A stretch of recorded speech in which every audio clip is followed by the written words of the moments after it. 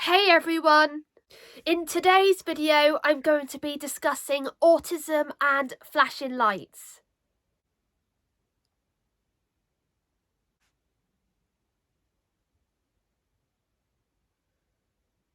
This is massively triggering. Much better.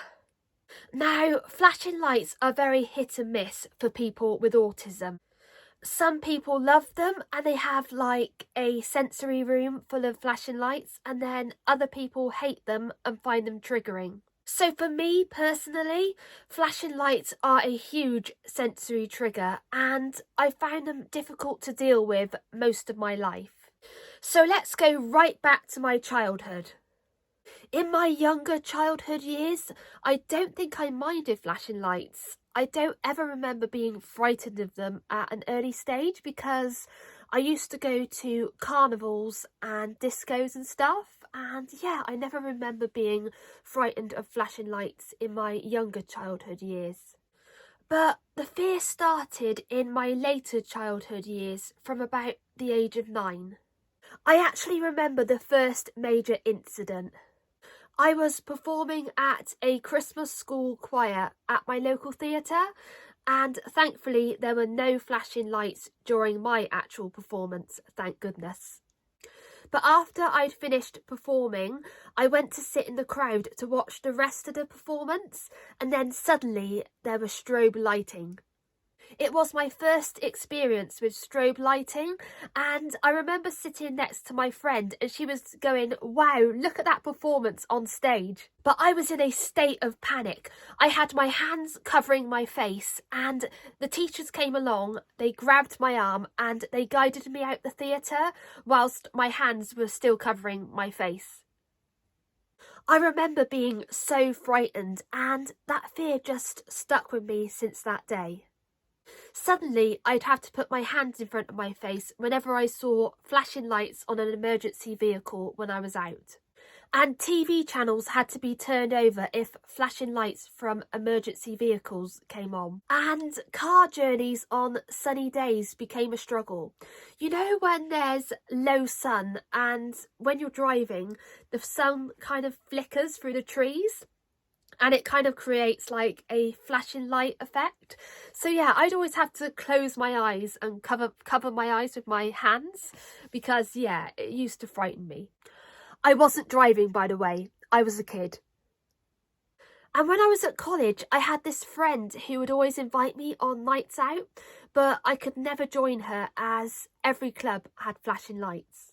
And my mum would even phone up venues for me to see whether they had flashing lights, and every venue did.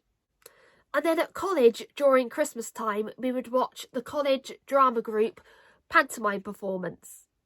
And I would be sat on the very back seat by the emergency exit right next to my tutor. And every time flashing lights came on, which was about 2 or 3 times during the performance, my tutor would have to guide me out the door whilst I was covering my face with my hands, and then we wait like 5 minutes or so before we went back in once the flashing lights stopped. Okay, so moving forwards. Whilst I still fear flashing lights, I am definitely more tolerable of them than I used to be. I did end up having a few nights out clubbing years ago, and there were loads of flashing lights, but I found that being around a load of drunks and the loud noise was a lot more triggering. And like, I can go to the pantomime now and the carnival and not have to worry so much about flashing lights. I think the only flashing lights I find triggering now is strobe lighting. I absolutely cannot tolerate strobe lighting even now.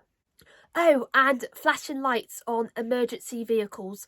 I still have to close my eyes or cover my face whenever I see flashing lights on emergency vehicles during nighttime in the winter months when it's dark. So these days I can tolerate flashing lights more than I used to, except for strobe lighting, which I still absolutely cannot tolerate. But I still don't particularly like any flashing light, really. So how did I overcome it? I think when I was younger, I had this weird belief that if I saw flashing lights, that they'd kind of get stuck in my vision forever, and like the flashing lights would just continue flashing in my vision forever. But hey, nothing bad ever happened. I never went blind from seeing flashing lights, and I never had permanent flashing lights in my vision. I think that was the main turning point. Okay, so that's my story on flashing lights and how I deal with them with autism. I'd love to hear how you guys manage flashing lights. Do you love them or hate them? So I hope you all enjoyed this video. Please give my video a like and subscribe to my channel if you're interested in seeing my future autism content. See you next video.